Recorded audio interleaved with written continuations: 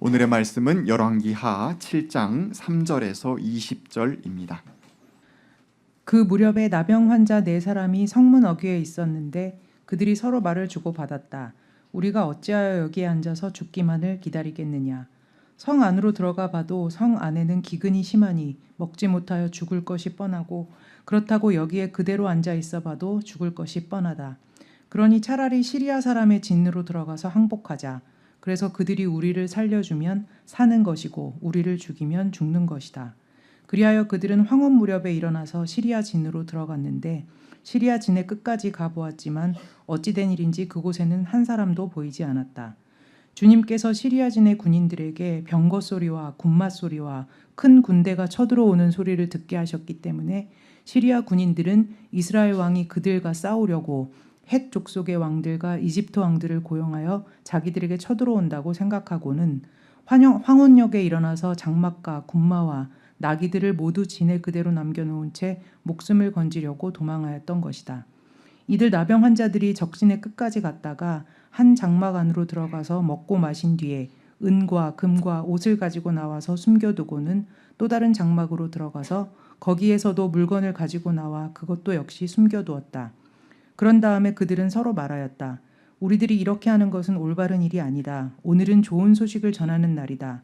이것을 전하지 않고 내일 아침에 해 뜰 때까지 기다린다면 벌이 오히려 우리에게 내릴 것이다. 그러니 이제 왕궁으로 가서 이것을 알리도록 하자. 그리하여 그들은 성으로 돌아와 문지기들을 불러서 알려주었다.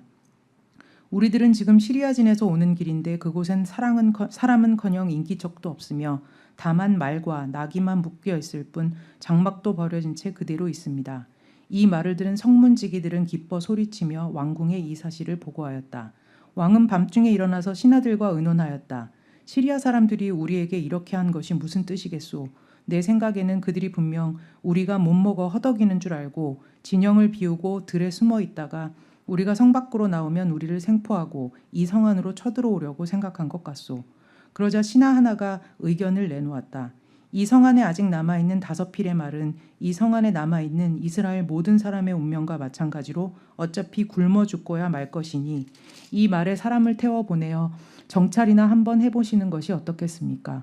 그래서 그들이 말 2필이 끄는 병거를 끌어내니 왕은 그들을 시리아군의 뒤를 쫓아가도록 내보내면서 가서 알아보라고 하였다.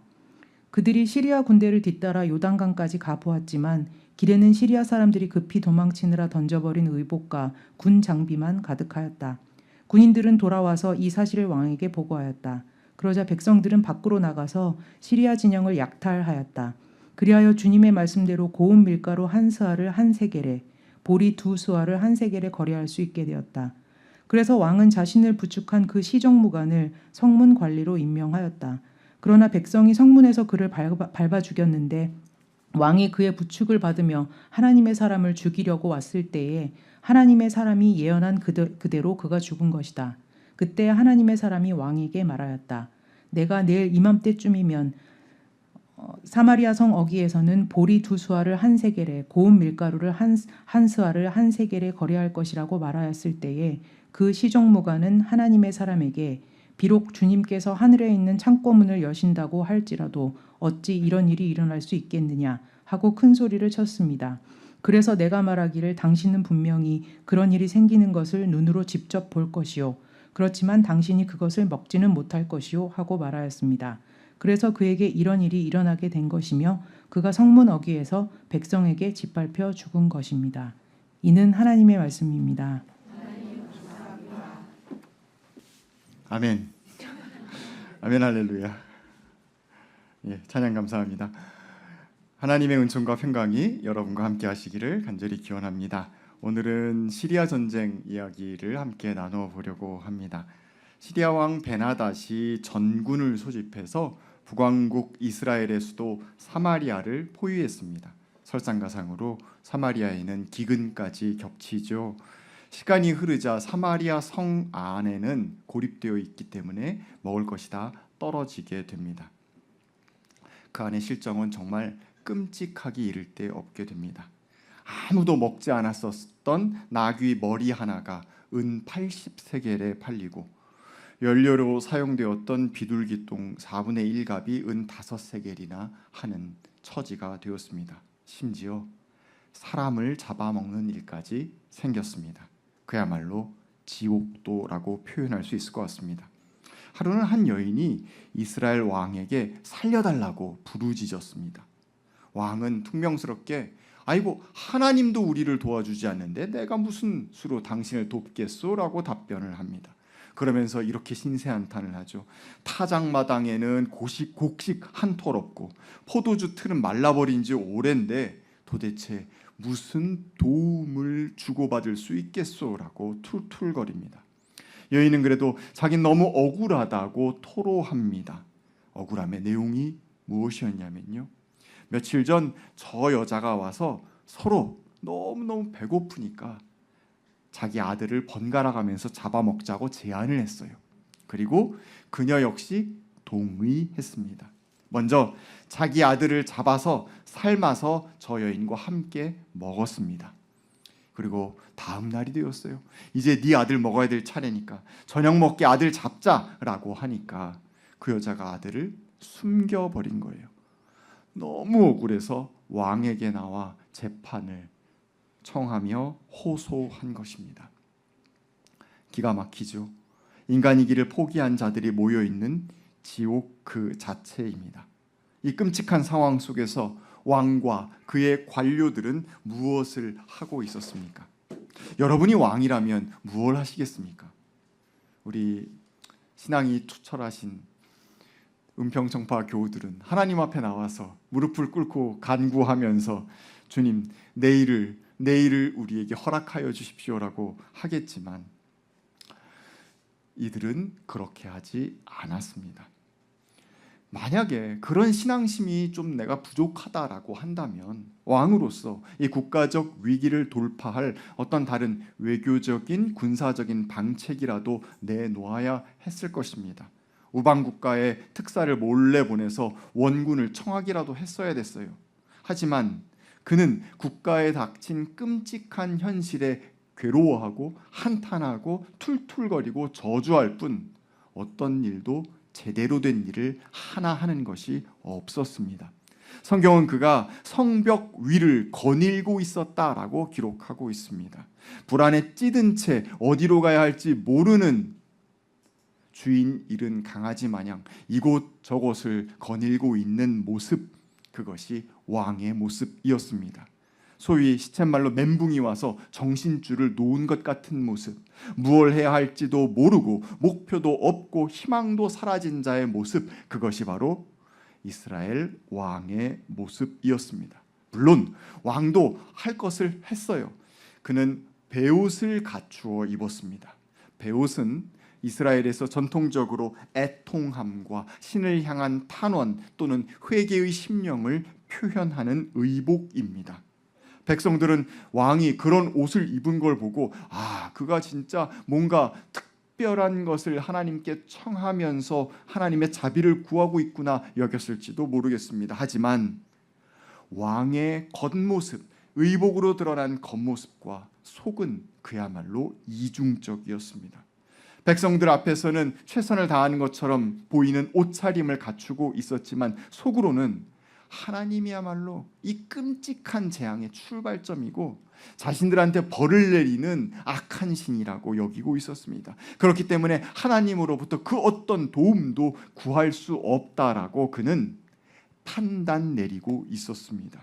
그는 하나님의 선하심을 의심하는 자였습니다. 하나님을 향한 기대를 완전히 접어버린 사람이었습니다. 왕 역시 아들을 잡아먹은 여인처럼 자신이 무엇을 했는지도 모른 채 억울하고 화가 나고 분노가 치밀어 있는 상황, 그래서 거기에 잡혀 먹혀 있는 상황이었습니다. 그는 이 분노를 어찌해야 될지 모르겠습니다. 이걸 누군가에게 분출하고 싶었습니다. 누구한테 분출했어야 했을까요? 하나님의 사자 저 엘리사를 죽여야겠다라고 마음먹습니다. 엘리사의 집으로 사형 집행인을 보내고 자신도 뒤를 따라 나섭니다. 한편 국가의 원로들은 왕의 이런 행태가 너무 걱정이 된 거예요. 그래서 엘리사의 집을 찾아가서 자문을 구하고 함께 의견을 나누고 있었습니다. 그때 엘리사는 문득 깨닫습니다. 왕이 나를 죽이러 집행인을 보냈구나. 문을 닫아 겁니다. 그 사이 왕도 도착하죠.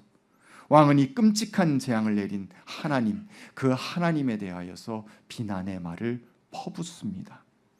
비난을 하는, 하나님을 비난하는 왕 앞에서 엘리사는 다시 하나님의 말씀을 전합니다. 비난하지 마라. 어떤 그의 말에 대한 판단의 말을 전혀 하지 않은 채 단지 이 말을 전합니다. 내일 이맘때쯤 사마리아 성문 어귀에서 고운 밀가루 한 스아를 한 세겔에 사고 보리 두 스아를 한 세겔에 살 수 있을 것입니다. 한마디로 모든 일이 다 정리되고 일상을 되찾게 될 것이라고. 평소처럼 그렇게 고운 밀가루를 얻을 수 있고 평소처럼 그렇게 보리를 먹을 수 있게 될 것이라고 이야기합니다. 이 놀랍고 기쁜 소식을 들은 왕과 그의 측근들은 어떻게 반응했을까요? 기뻐서 춤을 추면서 할렐루야, 아멘, 우리 찬양대처럼 노래했을까요? 아닙니다. 그들은 이렇게 이야기합니다. 아주 이성적으로 차갑게 이야기합니다. 전쟁통에 고운 밀가루? 거친 밀 이삭조차 구할 수 없는 처지인데 이게 무슨 엉뚱한 거짓부렁인가? 어찌 그런 일이 일어날 수 있겠냐고 힐난합니다. 그들에게는 하나님께서 만드시는 화창한 미래를 볼 수 있는 눈이 전혀 없었습니다. 물론 오늘의 전쟁 현실을 이성적으로 따져본다면 하루 만에 이런 극적인 변화가 일어날 리 만무합니다. 하지만 하나님은 어떤 분이십니까? 하나님은 현실을 뒤바꾸시는 분이십니다. 변화의 주인이십니다. 우리는 성경이 제일 첫 장에서부터 그런 하나님을 만났습니다. 창세기 1장에서 하나님께서는 무엇을 하셨습니까? 혼돈과 공허와 흑암을 질서와 의미와 빛으로 바꾸신 분이십니다. 하나님이 제일 잘하시는 것, 그것은 변화시키시는 겁니다. 하나님이 제일 잘하시는 것, 기뻐하시는 것은 새로운 것을 만들어내시는 일이라는 것을 우리는 기억해야 합니다. 그들은 그것을 볼 줄 아는 눈이 없었습니다. 그날 황혼역이 되었습니다. 주님께서 저 적군 시리아진 군인들에게 소리를 듣게 합니다. 저 멀리서 큰 군대가 다가오고 있는 소리를 듣게 합니다. 어마어마한 병거와 군마 소리를 듣게 합니다. 적군은 이스라엘 왕이 드디어 헷 족속 왕과 이집트 왕의 용병을 돈을 주어 사가지고 왔구나라고 판단합니다. 착각 가운데 그들은 겁에 질려서 목숨이라도 건져야겠다라고 생각하며 장막과 군마, 나귀 모두 그대로 남겨둔 채 정신없이 도망을 칩니다. 바로 이때 오늘 성경의 주인공 나병 환자 4사람이 등장합니다. 성경의 나병은 한센병뿐 아니라 각종의 악성 피부 질환을 모두 가리키는 말이었습니다. 전염성이 크다고 여겨졌기 때문에 이들은 자기가 살던 집에서도 나가야 했어요. 뿐만이 아니라 마을에서도 나가야 했어요. 동네에서 쫓겨나서 이들끼리 따로 모여서 지내야만 했었습니다. 전쟁과 기근 중 이들의 생활은 정말 궁핍하기 이를 데 없었습니다. 왕이 전쟁을 이렇게 질질 끌다가는 우리가 가장 먼저 굶어 죽겠구나라는 위기감이 그들에게 닥쳤습니다. 이래 주구나 저래 주구나 마찬가지니까 수채 저 적군 시리아군 진에 가서 항복한다고 말하고 한번 빌어먹기라도 해보자라고 생각한 것입니다. 혹시 적군이 받아주면 살아남게 될 것이라는 계산이 선 것이죠. 저들 손에 혹시 죽는다 할지라도 오늘 죽으나 내일 굶어 죽으나 매 한 가지니 상관없다라는 마음으로 적진을 향해 걸어 들어갑니다. 근데 이게 무슨 일입니까? 군인이 한 명도 없는 거예요. 진영 제일 마지막까지 다 가보면서 확인해봤지만 텅텅 비어 있었습니다. 나병 환자들은 놀랐습니다. 그들은 사회계층상 가장 밑바닥에 위치한 사람들이었습니다. 하지만 그들은 하나님의 일하심과 하나님의 승리하심을 가장 먼저 발견하게 되는 은총을 누리게 됩니다. 여러분, 텅 빈 공간을 발견한 사람들 이야기 성경에서 많이 어떤 이야기인지 떠오르지 않으십니까? 부활하신 예수님의 빈 무덤을 새벽녘에 발견한 세 여인들 말입니다. 성경은 하나님의 눈을 가진 사람들이 당시의 식견을 갖춘 사람들, 당시의 지식인들이라고 이야기하지 않습니다.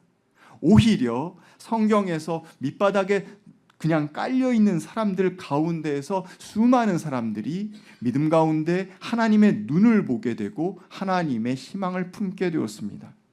제국의 노예여자, 감옥에 갇혔던 요셉, 여러분 기억하실 것입니다. 그의 삶에 어떤 빛도 발견할 수 없었지만 그는 희망을 끝끝내 품고 있었던 사람이었습니다. 하나님의 눈을 갖고 있는 사람이었습니다. 이방 여인이었던 룻, 그가 따라 나선 길은 죽음의 길과 별반 다를 바 없었습니다. 남의 밭에 가서 남은 밀이삭을 주워야 되는 신세였습니다. 하지만 그녀는 시어미 나오미의 하나님의 눈을 함께 공유할 줄 아는 사람이었습니다. 신약의 막달라 마리아, 혈루병 걸린 여인 등등 셀 수 없이 많은 밑바닥에 있었던 사람들이 더 이상 추락할 수 없는 그의 신세 가운데에서 유일한 친구가 되시는 하나님을 만났습니다. 아무도 그들과 함께 하려고 하지 않을 때, 아무도 그들의 친구가 되어주지 않을 때 하나님께서는 그들과 함께 하셨고, 이제 바닥을 쳤으니 나와 함께 비상해보자고 말씀하시고 그들을 이끌어내신 것입니다. 주님은 바닥에 있는 사람을 들어 올리시는 분이십니다. 그에게 꿈을 허락하시고 그 꿈을 당신의 손으로 이루어내시는 분이십니다. 나병 환자들은 군 막사 안으로 들어갔습니다. 먹을 것이 잔뜩 있었어요. 실컷 먹고 마셨다라고 성경은 기록하고 있습니다. 오랜만에 배불리 먹고 나서 주위에 은과 금, 옷깃을 가지고서 자기들만 아는 비밀 장소에다가 차곡차곡 쌓아두었습니다. 다른 막사에 가보니까 또 있는 거예요. 가지고 와서 또 물건을 훔쳐서 차곡차곡 쌓았습니다. 한참 그렇게 오고 가다 보니까 문득 정신이 드는 거예요. 아, 이렇게 좋은 일이 생겼는데 그냥 조용히 있는 게 맞는 건가? 저기 안에는 우리 동포들이 계속 굶어 죽어가고 있는데, 조용히 우리끼리만 이 좋은 걸 누린다면 내일 아침 해가 뜨기도 전에 천벌받지 않을까? 그들은 결심합니다. 사람들한테도 얘기해주자. 이들은 성문 앞으로 달려가서 큰 소리로 상황을 알렸습니다. 성문지기는 그 소식을 왕궁에 전합니다. 그 밤에 어두컴컴한 그 밤에 소식을 왕도 듣습니다. 아닌 밤에 홍두깨라더니 이게 무슨 일인가 싶었습니다. 왕은 머리를 막 굴렸습니다. 그가 지금까지 익혔던 병법과 지혜를 총동원해서 사용했습니다. 적군의 계략과 음모를 꿰뚫어 보려는 마음으로 판단을 내렸습니다. 시리아군이 이스라엘 사람들의 이런 끔찍한 사정을 다 알고 있으니까 진영을 비운 척하고 저 들에 숨어 있다가 이 비어있는 진영에 이스라엘 사람들이 나오게 되면 그들을 생포해서 노예로 팔아버리고 비어있는 사마리아 성을 차지하려고 하는 작전이구나라고 그렇게 이야기합니다. 자신의 영리함에 스스로 놀랐습니다. 난 이렇게 똑똑하지. 하지만 아시다시피 전적인 오류일 뿐이었습니다. 그 오류의 가장 큰 문제는 어디에서 온 것입니까? 그가 바로 얼마 전에 들었던 엘리사의 예언을 전혀 귀담아 듣지 않았기 때문입니다. 앞서 말씀드린 것처럼 엘리사는 무엇이라고 이야기했습니까? 내일 이맘때가 되면 이 성의 모든 일상이 다 회복될 것이다. 이 밤이 지나고 나면 모든 것이 되돌이켜질 것이다 라고 하나님의 말씀을 대언하였습니다. 그러나 그는 그 말씀을 마음에 전혀 새겨두지 않았습니다. 우리는 열왕기 하에서 많은 왕들을 만나게 됩니다. 그들의 공통점은 무엇입니까? 불신입니다. 그들은 자신들이 세상 물정도 아주 잘 알고 잘 판단하고 있다고 착각합니다. 그러다 보니 하나님께서 일으키시는 놀라운 변화의 계획과 그 하나님의 일하심에 대해서는 전혀 관심을 두지 않습니다. 하나님의 말씀에 대하여서 전혀 관심을 두지 않고 있습니다. 하지만 이 와중에도 깨어있는 신하가 한 명 있었습니다. 그는 머리를 굴렸습니다. 저 왕, 저 헛똑똑이를 어떻게 달래서 설득할까?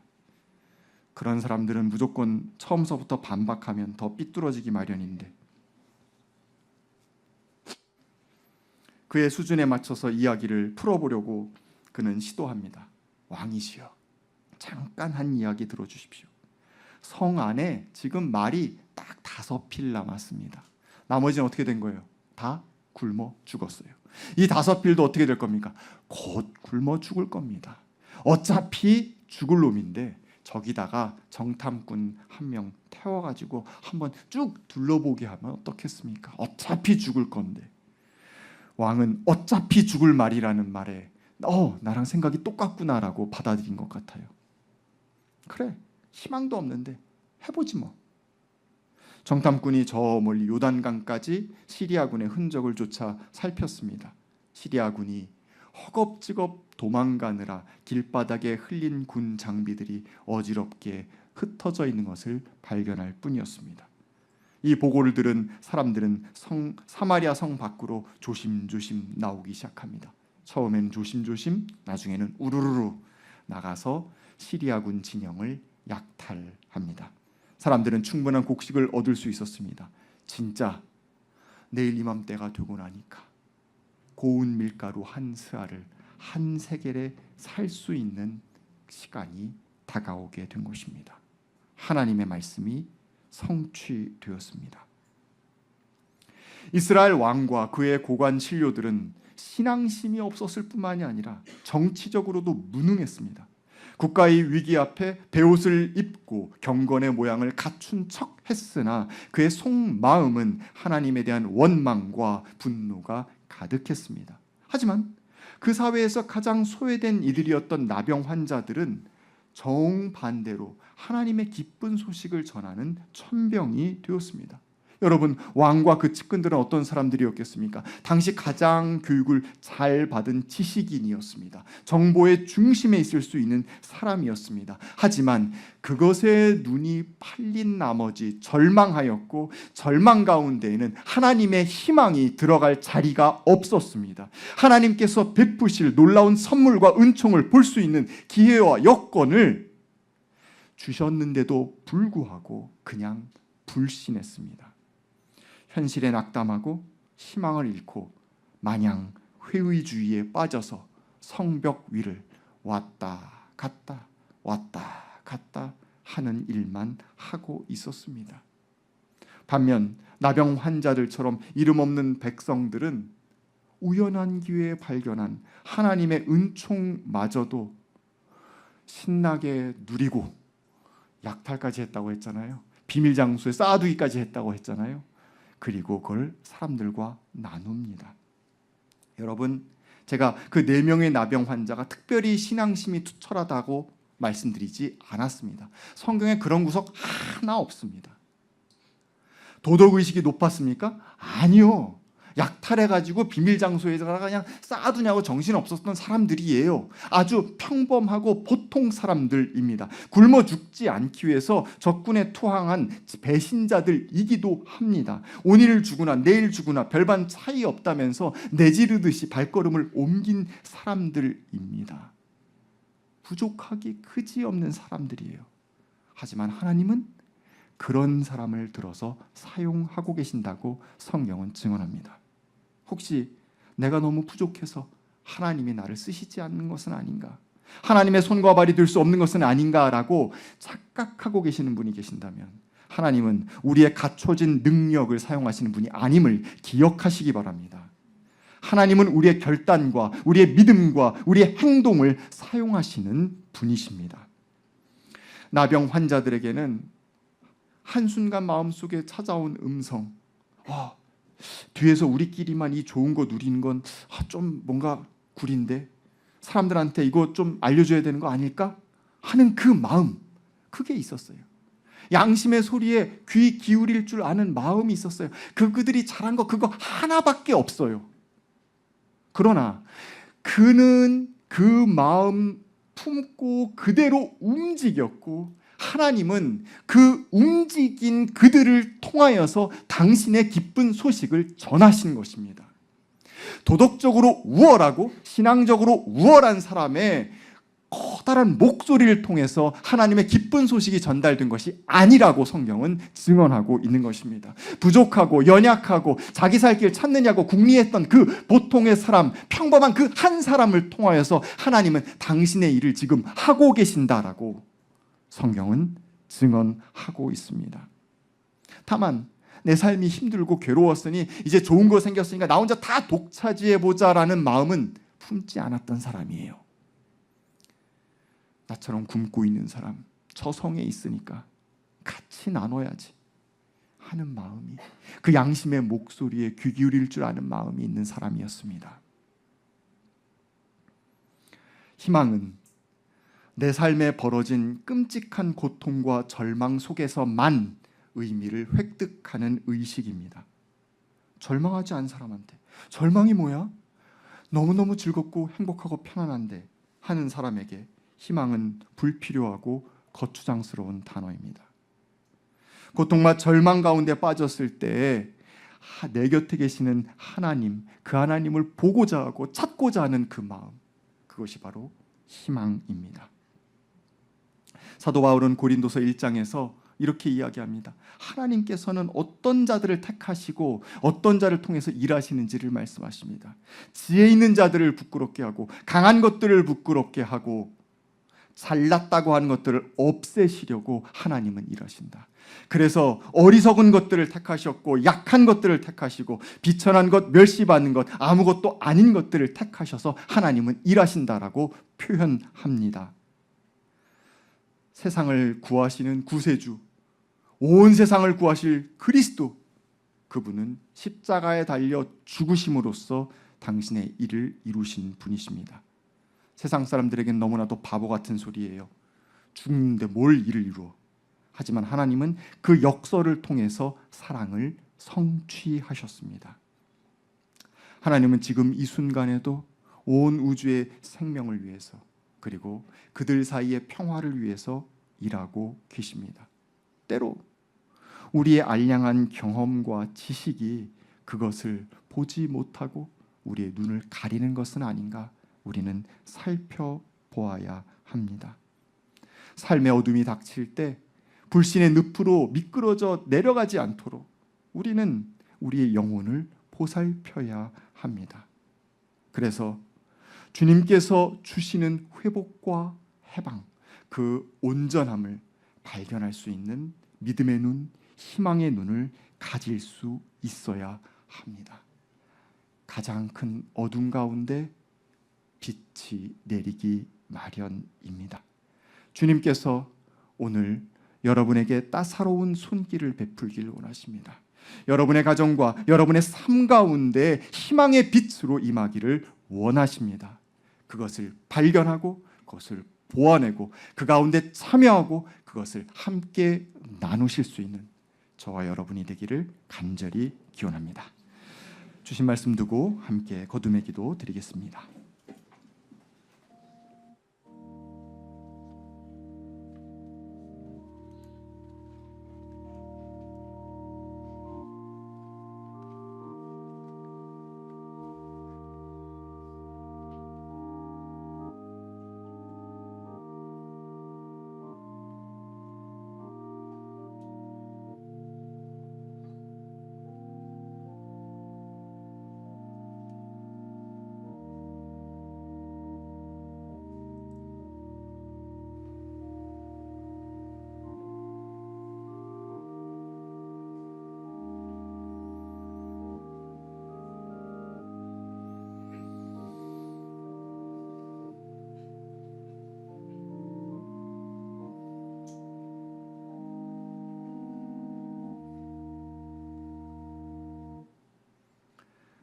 하나님,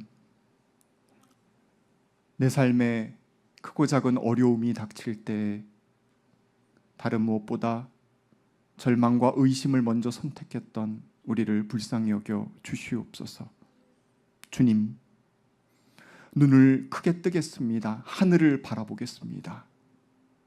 어떠한 순간에도 우리를 포기하지 않으시고 우리와 동행하시는 하나님을 앙망합니다. 주님께 희망을 두고 그 희망 벅찬 발걸음을 함께 옮기고 싶습니다. 주님의 기쁜 소식을 전하는 아름다운 삶을 살아갈 수 있도록 역사하여 주시옵소서. 예수님의 이름으로 기도하였습니다. 아멘.